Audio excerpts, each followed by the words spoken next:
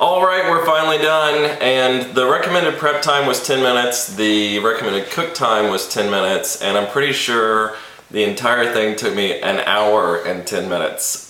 So maybe I am just not P-dub. But anyway, we're gonna try this out. We've got a little syrup here, maple syrup and some butter, so we're gonna give it a shot and see what happens. Oh my gosh. Oh, that's really good. I think I got blueberry on my face. Anyway, join us next time. These are awesome.